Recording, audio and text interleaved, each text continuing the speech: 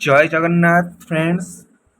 Assistant teacher बा जोटा junior teacher जो मैंने वर्तमान अच्छा से रेगुलर हो गला जोटा कि रेगुलर पोस्ट हिसाब से असिस्टेंट टीचर जहाँकि आसो स्पेशल एजुकेटर आसो एमएलई टीचर एसएसबी टीजीटी एवं एसएसबी पीजीटी ता सहित वेब बेस आपण मानकर आसो टीजीटी और पीजीटी पोस्ट एसएसडी रे पुणी सेकेंड फेज 2000 पोस्ट आसो आरएसटी स्पेशल ड्राइव देखा 3000 ରୁ 4000 पोस्ट आसो एटा कौन जून 25 रे कौन नोटिफिकेशन आसीबो कि तो निश्चित भाव भिडियो को शेष पर्यंत देखंतु एवं फुल इनफॉरमेशन आपण माने वीडियो माध्यम पाई परिबे।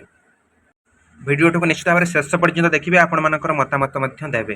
तो निश्चित भाव में आम देखा बही संशोधन करने को शिक्षक ना 1099 स्कूल रे जड़े लेखे शिक्षक 50,000 पदवी खाली रही आउ एसआर जनगणना भली कार्य शिक्षक सामिल होती पढ़ेवा कहीं भी ना कौन स्कूल ना हिंदी संस्कृत और उर्दू शिक्षक निश्चित भाव में ये देखिपे पाखापाखि 47,000 अधिक पिला जो स्कूल में पढ़ुंट किसी स्कूल प्रथम अष्टम श्रेणी अर्थात 8टी क्लास को जड़े मास्टर जड़े जदि एचएम दायित्व रही से एसआर दायित्व रही तो अन्य जड़े टीचर ही जो मैंने कि जेटीएस हिसाब से जॉइन होते 2023 से मैंने ही वर्तमान एक्टिंग टीचर हिसाब से चलाउछंती जोटा कि किसी स्कूल एचएम दायित्व दि जाए। बीजेपी सरकार जो 26,000 नियुक्ति देती तो निश्चित भाव में देखूँ यही पोस्ट विज्ञप्ति प्रकाश पाई एसएसबी टीजीटी रिक्रुटमेंट 2024 जोटा कि फुली एडेड हाईस्कल मानक दि जाए से विज्ञप्ति प्रकाश पाई 8/1/2024 जानुरी 2024 एप्लाय स्टार्ट होता जोटा कि बीजेडी समय एवं पद थिला 2064। तो नेक्स्ट जदि आम देखा जूनियर टीचर बा जोटा कि आम स्कीमेटिक टीचर जेटीएस थिला सेटा सेप्टेम्बर 2023 रे आपण मानकर एप्लाय स्टार्ट होता एवं एथिरे केस हेई पिला माने तथापि 2024 अक्टोबर 7 तारिख सुधा से स्कूल रे जॉइन करथिले। पाखापाखि पोस्ट बाहर थिला 20,000 किंतु नियुक्ति पाइथिले 15,000 नुहे नियुक्ति पाइथिले 13,000 जहाँकि मिछरे डबल पिला रखिकी गवर्नमेंट कहला मु 16,000 पिला नियुक्ति देछि किंतु आरटीए जरिया आपण माने जानि पारले 13,200 पिला वर्तमान सुधा अच्छी से भी बहुत पिला पर एलटीआर पाई जाई सारे वर्तमान देखा तो बहुत गुड़ा वैकेंसी रोचे ना सेकेंड लिस्ट गवर्नमेंट कौन आणुची ना पिला एनगेज करने किसी पदक्षेप नौ ओएसएससी एलटीआर जदि आम देखा सेटा 2024 जोटा कि अक्टोबर रे आपण मानकर बाहरी थिला तार आगर नोटिस आसी जाइथिला जहाँकि 2023 रु आसबार थिला जेहेतु सही फेजटा सरीबा टिके विलंब होइथिला तो इलेक्शन थिला बोली डिसेम्बर पिला जॉइन होते तो यहाँ आसु आसु इलेक्शन टिके लेट हो जाता हुए तो यहाँ भी बीजेडी समय जोटा कि क्रिएट होता आपण मैंने जानी 2023 समय जिते बड़े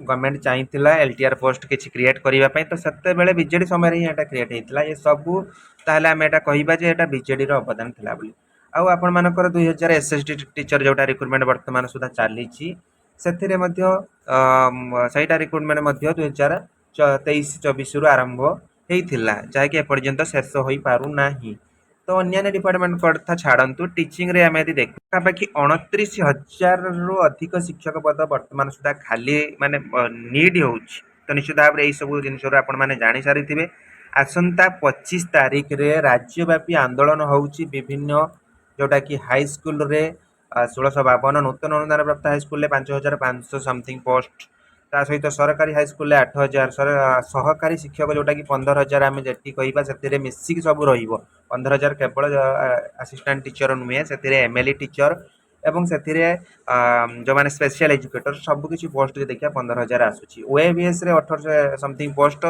यार मिनिमाइज है कि 50% आसिले भी पिला माने भी बहुत माने पाखापाखि 3 वर्ष है ओएबी आम देखा पाई ना एपरी परिस्थिति जब देखा राज्य में 120 रु अधिक बीएड आउ डीएलडी पिला तो देखा जब मो हिसाब से एसएसडी रे 33,000 पिला एप्लाय करते पुणी एनएस पिला जब दूसरी पाखापाखि जो देखा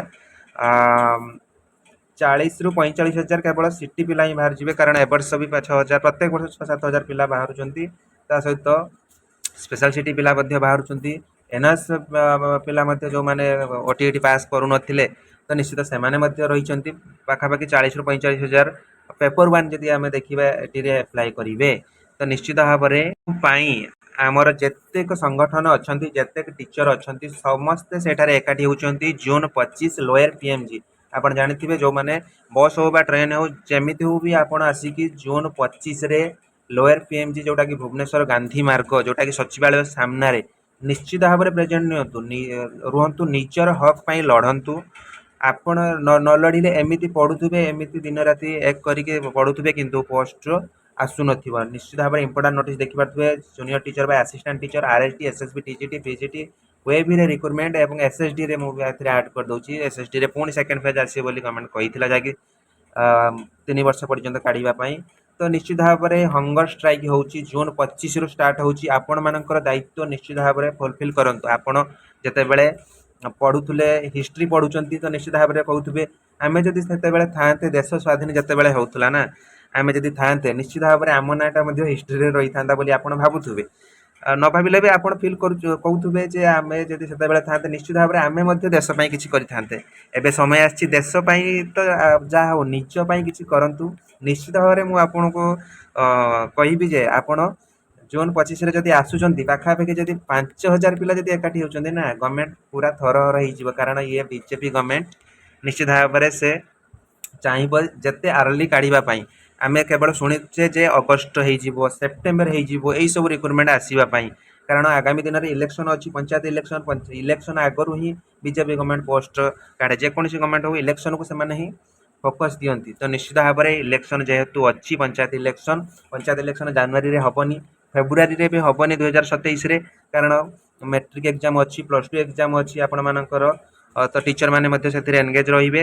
ତ କାରଣ ଟିଚର ମାନେ ହିଁ ସବୁ ଦାୟିତ୍ୱ ଦିଆଯିବ। ତ ସେଇ ଜିନିଷକୁ ଦେଖିକି ସେ ଚାହିଁବେ ଫେବୃଆରୀ ସୁଦ୍ଧା ଆପଣମାନଙ୍କୁ ନିଯୁକ୍ତି ସାରିବା ପାଇଁ। ତ ଯଦି ନୋଟିଫିକେସନ୍ ନ ଆସୁଛି ତ ଆମେ କିଭଳି ଆଶା ରଖିବା 2027 ଫେବୃଆରୀ ସୁଦ୍ଧା ନିଯୁକ୍ତି ସମସ୍ତେ ପାଇବେ ବୋଲି। ତ ନିଶ୍ଚିତ ଭାବରେ ଆପଣମାନଙ୍କର କର୍ତ୍ତବ୍ୟ କ'ଣ, ଜୁନ୍ 25 ଆସନ୍ତା ଜୁନ୍ 25 ତାରିଖ ଦିନ ସମସ୍ତେ ରେଡ଼ି ରୁହନ୍ତୁ। ବସ୍ ହେଉ, ଟ୍ରେନ୍ ହେଉ ବା ନିଜର ଗାର୍ଡ଼ିଆନକୁ ମଧ୍ୟ ନେଇକି ଆସନ୍ତୁ। ଲୋୟର ପିଏମ୍ଜି ଭୁବନେଶ୍ୱରରେ ସମସ୍ତେ ସେଉଠି ଏକାଠି ହେବା ଏବଂ ନିଜର ହକ୍ ପାଇଁ ଲଢ଼ିବା। ଡିମାଣ୍ଡ ଯେ ସବୁ କିଛି ରିକ୍ରୁଟମେଣ୍ଟ, ଯେ ଟିଚର ରିକ୍ରୁଟମେଣ୍ଟ ଯାହାକି ଗଭର୍ଣ୍ଣମେଣ୍ଟ ବାହାସ୍ପୋଟ ମାରୁଛି, ନେଇ ଯେଉଁ ଗଭର୍ଣ୍ଣମେଣ୍ଟ ବାହାସ୍ପୋଟ ମାରୁଛି ବିଜେପି ଗଭର୍ଣ୍ଣମେଣ୍ଟ, ତ ନିଶ୍ଚିତ ଭାବରେ ସେଇଠି ଦେଖାଇଦେବା। 2 ବର୍ଷରେ 36,000 ଶିକ୍ଷକ କେଉଁଠି ସେମାନେ ନିଯୁକ୍ତି ଦେଇଛନ୍ତି, ମିଥ୍ୟା ପ୍ରଚାର କରୁଛନ୍ତି। ତ ଆପଣମାନେ ଜାଣିପାରିଲେ ତ ଗଭର୍ଣ୍ଣମେଣ୍ଟର ଚାଲ କ'ଣ ଅଛି। ନିଶ୍ଚିତ ଭାବରେ ସମସ୍ତେ ଆସନ୍ତୁ, ଏକାଠି ହେଉ। ବେସିକାଲି ଯେଉଁମାନେ ଜୁନିୟର ଟିଚର ପାଇଁ ଲାଗିଛନ୍ତି, ଆସିଷ୍ଟାଣ୍ଟ ଟିଚର ପାଇଁ ଦେଖନ୍ତୁ, 3 ବର୍ଷରେ ପ୍ରାଥମିକ ଶିକ୍ଷା ପାଇଁ ନିଯୁକ୍ତି ହେବେ 45,000 ଶିକ୍ଷକ। ଆସିଷ୍ଟାଣ୍ଟ ଟିଚର ଆସିଲେ ବି ଆମର ଯେଉଁ ସିଟି ବିଏଡ଼୍ ଭାଇମାନେ ଅଛନ୍ତି ସମସ୍ତେ ଆପ୍ଲାଏ କରିପାରିବେ, କାରଣ ବିଏଡ଼୍ ଅପର ପ୍ରାଇମେରୀ ପିଲାମାନେ ଆପ୍ଲାଏ କରିବେ, ବିଏଡ଼୍ ଯେଉଁମାନଙ୍କର ଅଛି। ଏବଂ ପ୍ରାଇମେରୀରେ ଯେଉଁମାନେ ସିଟି ଅଛି ପ୍ରାଇମେରୀ ଆପ୍ଲାଏ କରିବେ, ଏବଂ ଯଦି ଗ୍ରାଜୁଏସନ୍ ସହିତ ଆପଣ ସିଟି ଅଛି ତାହେଲେ ଅପର ପ୍ରାଇମେରୀ ବୋଥ୍ ଆପଣ ଆପ୍ଲାଏ କରିପାରିବେ। ତ ନିଶ୍ଚିତ ଭାବରେ ଏଇଟା ହ୍ୟୁଜ୍ ଭ୍ୟାକେନ୍ସି ଗୋଟେ ରହିବ। 45,000 ନିଯୁକ୍ତି ଯଦି ଆମ 15,000 ଯଦି ଆସୁଛି ଫାଷ୍ଟ ଫେଜ୍ରେ, ତ ନିଶ୍ଚିତ ଭାବରେ ବହୁତ ପିଲା ଉପକୃତ ହେବେ। କାରଣ OSSC ଏକ୍ଜାମ୍ କରିବାଠୁ ଏତେ ବି ପୋଷ୍ଟ ଫାଙ୍କା ରହୁନାହିଁ, କାରଣ ସେହି ହିସାବରେ ସେ ପିଲା ନେଉଛି। କିନ୍ତୁ OSEPA କ୍ଷେତ୍ରରେ ଆମେ ଦେଖିଲେ ବହୁତ ଭ୍ୟାକାଣ୍ଟ ପୋଷ୍ଟ ରହିଗଲା। କିନ୍ତୁ ଏଇ ପୋଷ୍ଟ ଆସିବ ଯଦି ଆମେ ଯେତେ ଶୀଘ୍ର ଯାଇକି ଗଭର୍ଣ୍ଣମେଣ୍ଟକୁ ଆମେ ପ୍ରେସର କରାଇପାରିବା। ପାଖାପାଖି ଯଦି 5,000 ପିଲା ଯାଇକି ପ୍ରେଜେଣ୍ଟ ରହିବେ ନା, ନିଶ୍ଚିତ ଭାବରେ ଖୁବ୍ କମ୍ ଦିନ ଭିତରେ ଆମେ ନିଯୁକ୍ତିର ତାର କିଛି ତ ଝଲକ ପାଇଯିବା। ନିଶ୍ଚିତ ଭାବରେ ମୁଁ ଆଶା କରିବି। ନିଶ୍ଚିତ ଭାବରେ ସମସ୍ତେ ଜୁନ୍ 25ରେ ଆସିକି ପ୍ରେଜେଣ୍ଟ ରୁହନ୍ତୁ। ଲୋକଙ୍କ କଥା ସରକାର କେମିତି ମାନୁଛନ୍ତି ନିଶ୍ଚିତ ଭାବରେ ଦେଖିବା। ଆସନ୍ତା 3 ବର୍ଷରେ ଏତିକି ଶିକ୍ଷକ ନିଯୁକ୍ତି ଦେବ ବୋଲି କହିକି 2025 ଅଗଷ୍ଟ ପାଖରୁ ଏଇ ନୋଟିସ୍ ଆପଣମାନେ ଦେଖିବାକୁ ପାଉଛନ୍ତି। ଏ ବର୍ଷ 2026 ଜୁଲାଇ ଜୁନ୍ ଶେଷ ହେବାକୁ ତ ବସିଲାଣି, ଆପଣ ଦେଖୁଥିବେ। ତା ସହିତ ଜାତି ପ୍ରମାଣପତ୍ରରେ ମଧ୍ୟ ବିଓ ଚାକିରି କରୁଛନ୍ତି। ଯଦି ବିଓ ଜଣେ ଯଦି ସେ ମାନେ ଫେକ୍ ଦେଇକି ସାର୍ଟିଫିକେଟ୍ ଦେଇକି ସେ ଯଦି କରୁଛି, ତାହେଲେ ଯେଉଁ ଟିଚର ମାନେ ଅଛନ୍ତି ପୂର୍ବରୁ, ତାହେଲେ ନିଶ୍ଚିତ ଭାବରେ ଜାଣିପାରୁଥିବେ କେତେ ତା ଦେହରୁ ଫେକ୍ ବାହାରୁଛନ୍ତି, କେତେ ଜାଲି ବାହାରୁଛନ୍ତି। ତ ନିଶ୍ଚିତ ଭାବରେ ସମସ୍ତେ ଆଗକୁ ଆସନ୍ତୁ। ଯଦି ଚେଷ୍ଟା କରୁଛନ୍ତି ତାହେଲେ ଆପଣମାନଙ୍କର ନିଜ ନିଜ ଡିଷ୍ଟ୍ରିକ୍ଟରେ ଜାଲି ଶିକ୍ଷକଙ୍କୁ ଧରନ୍ତୁ। ନିଶ୍ଚିତ ଭାବରେ କିଛି ଜାଲି ଶିକ୍ଷକ ମଧ୍ୟ ମିଳିଯିବେ। ଆଉ ଗଭର୍ଣ୍ଣମେଣ୍ଟ ଯେଉଁ ପାସପୋର୍ଟ ମାରିକି କହୁଛି ଯେ ସରକାର ଆମର କହୁଛନ୍ତି କେଜିରୁ ପିଜି ଫ୍ରି ଏଜୁକେସନ୍ କେତେବେଳେ ଦିଆଯାଇପାରିବ, ଯେତେବେଳେ ଶିକ୍ଷା ପାଇଁ ଯଦି ଆମେ ପ୍ରାଇମେରୀ ଯଦି ସୁଦୃଢ଼ ନ କରିବା ଏବଂ ଟିଚର ନିଯୁକ୍ତି ଯଦି ଆମେ ସେଥିରେ ଆଗଭର ନ ହେବା। ସବୁବେଳେ ମୁଖ୍ୟ ଜିନିଷ ହେଉଛି ଶିକ୍ଷା ଆଉ ସ୍ୱାସ୍ଥ୍ୟ। ଶିକ୍ଷା ଆଉ ସ୍ୱାସ୍ଥ୍ୟକୁ ଯଦି ଆମେ ହେଡ଼ ନଜର କରିବା, ନିଶ୍ଚିତ ଭାବରେ ପୂର୍ବ ଗଭର୍ଣ୍ଣମେଣ୍ଟ ମଧ୍ୟ ଏହାର ଫଳ ଭୋଗି ସାରିଛି। ଆମେ ଚେଷ୍ଟା କରିବା କିଭଳି ଏଇ ଗଭର୍ଣ୍ଣମେଣ୍ଟ ନିଶ୍ଚିତ ଭାବରେ ଆମ କଥା ଶୁଣିବ। ସମସ୍ତେ ଜୁନ୍ 25 ତାରିଖ ଦିନ ଆସିକି लोअर पीएमजी भुवनेश्वर निश्चित भाव में प्रेजेंट रुहतु आपण मानकर उपस्थिति ही आपन को दर्शाईदेव आगामी दिन में केते बड़ लड़ाई लड़बार अच्छी एपटे गवर्नमेंट कोटी कोटी टंका नियुक्ति न देई कोटी कोटी टंका बही सारा भूल काढ़ी पाखापाखि 1678 भूल प्रथम अष्टम बही एतिक जदि भूल करुच्ची तो आपण मैंने देखंतु केउ क्लास रे केतटा मध्य भूल रही सेटा मध्य देखंतु अष्टम श्रेणी रे 705 सप्तम रे 387 पंचम रे 75 आउ ता सहित चतुर्थ रे 132 प्रथम श्रेणी रे 7टी भूल जदि एई भली भूल जदि गवर्नमेंट करुच्ची कोटी कोटी टंका राजस्व आमर जाउची तो निश्चित भाव में निजुक्ति क्षेत्र में जदि यहाँ बाहर करता केते पिला माने निजुक्ति की अपेक्षा करके रखिछन 2023 रु जेटीएस असिस्टेंट टीचर देखा ना 3 वर्ष हो गला वे भी नहीं आपण मान एलटीआर टा से 23 रु क्रिएट होता 24 रे दिया जाइछि पिला को एपर्यंत जहाँकि निजुक्ति देखा मिलूना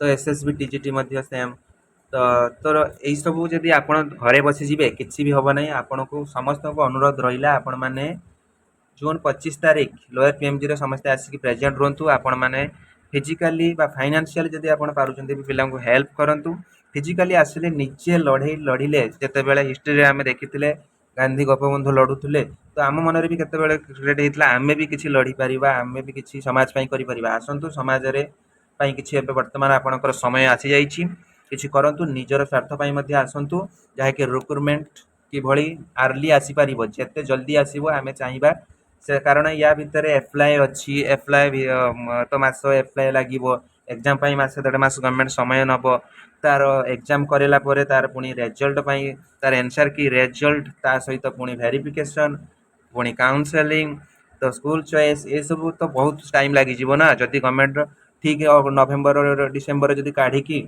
इलेक्शन टाइम बाबा नहीं जीवो हाँ मु पोस्ट काढ़ी ताहले पोस्ट इलेक्शन सरिला परे गड़े गड़े गड़े पुणी 28 29 पर्यंत नहीं जीवो तो आपण मैंने चेष्टा करूँ आर्ली आसो कि पोस्ट समस्ते आसतु आम एकाठी हवा जून 25 लोअर पीएमजी भुवनेश्वर निश्चित भाव में भिडियोटी को शेष पर्यंत देखी आपण मानकर कर्तव्य कौन अच्छी एवं आपण मानकर वैल्यूएबल कमेंट मध्य दिंतु समस्त को आसवा उचित कि नुहे तो निश्चित भाव भिडियोटी शेष पर्यंत देखि धन्यवाद भिडियोटी को मोर टू मोर शेयर करंतु ता सहित समस्ते आसिक प्रेजेंट रुहतु लोअर पीएमजी रे थैंक यू फॉर वाचिंग जय जगन्नाथ वंदे मातरम।